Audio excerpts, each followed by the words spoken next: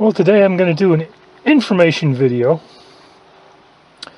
on a Super Beetle hood latch, which is why I got my glove box open. And I'm going to start right here with the mechanism itself, which, let's see if I can show it. There it is. It's a bit on the sticky side, but it does work. It's a heck of a spring under there, resisting the pull. But let's follow the cable as it runs through the frunk. Yes. Okay, we've got the back of the glove box is right there. The cable comes out. Basically, it doesn't do anything at this point. Just kind of runs across that direction.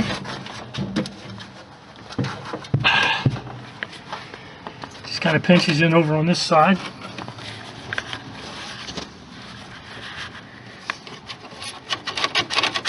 Runs underneath the bottle here. Again, there's nothing pinching it in place at that point. And right here's the first place we come to a pinch. It's a little tab right there. Holds the cable in place. Continues to run down.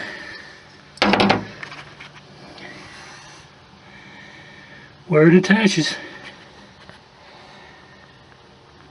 And there's the mechanism. See if I can get the focus a little bit better. There we go, it's a little bit better.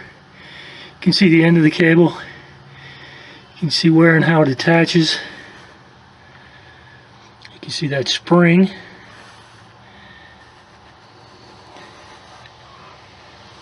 There's the plate.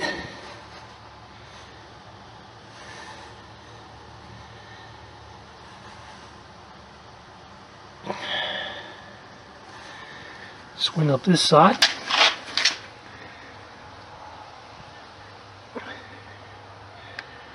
Riveted in place.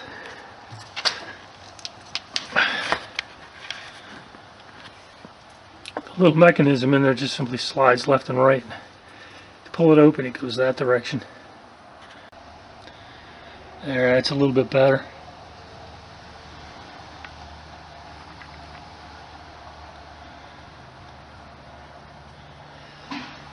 And of course there is the piece that comes down.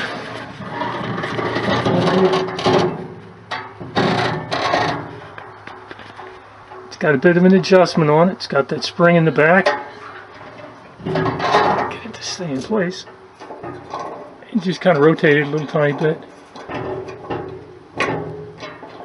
This piece does. If you go back up here, there's a nut on the back right there.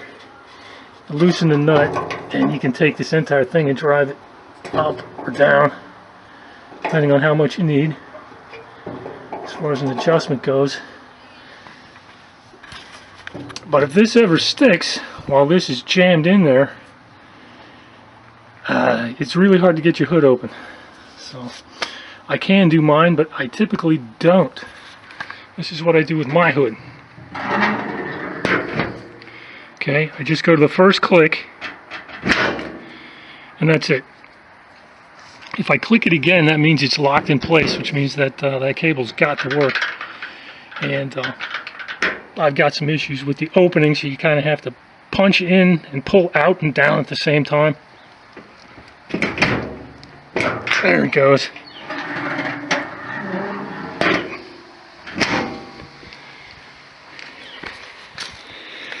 So that's it.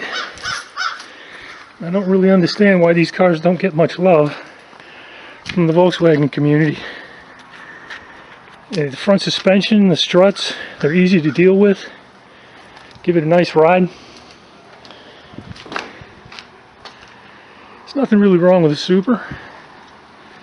Got that nice bubbly window. You know, it's got a more modern looking dash, right?